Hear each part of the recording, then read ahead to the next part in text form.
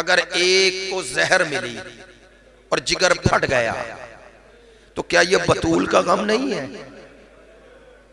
और अगर दूसरे को 70 कदमों पर बहन देखती रही।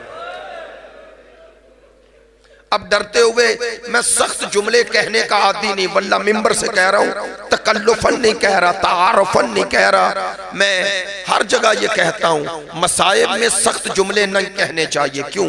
दिलों में सख्ती आती है, शकावत आती है।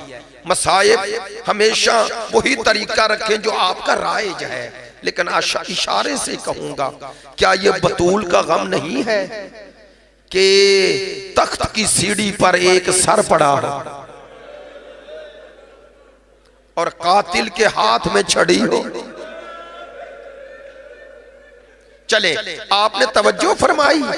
अब जुमला हाथ जोड़कर दस्त बस्ता अर्ज करूं, खुदा की कसम अगर सिर्फ बतूल के बेटों पर मसाइब आते ये भी कम नहीं थे, लेकिन क्या करूं, बतूल की बेटियां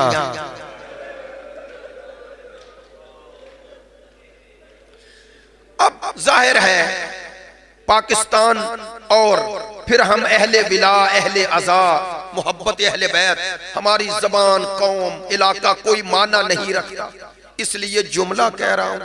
हमारे पंजाब के एक जाकिर एक जुमला कहा करते थे, वो फरमाते थे, खुदा की कसम लोगों ने किसी सहाबी के बेटों को भी इतना नहीं मारा जितना बतूल की बेटियों को मारा है।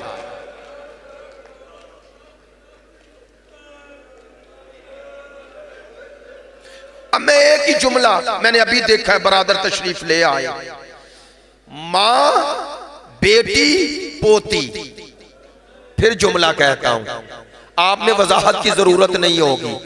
मां, बेटी, पोती, तो नस्ल में चल गया ना मसाइल। कहूं जुमला, मां का पहलू जख्मी है, बेटी का सर जख्मी है, पोती के कान जख्मी है।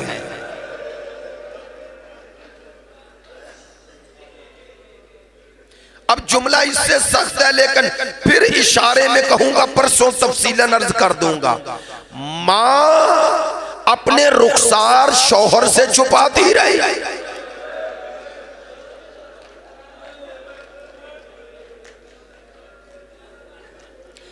अब मैं मां का मसाइब कल पढ़ूंगा या परसों, लेकिन बेटी का मसाइब बताऊं। मैंने एक जुमला कहा और रवानी में कह गया, बेटी का सर जख्मी है। सवाल है कब ये सर जख्मी हुआ?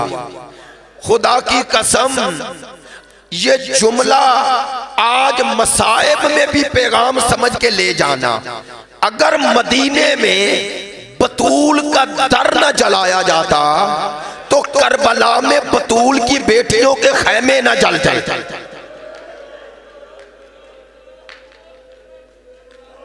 ये उसी आग का तसलसल था जो मदीने से करबला पहुंच गया।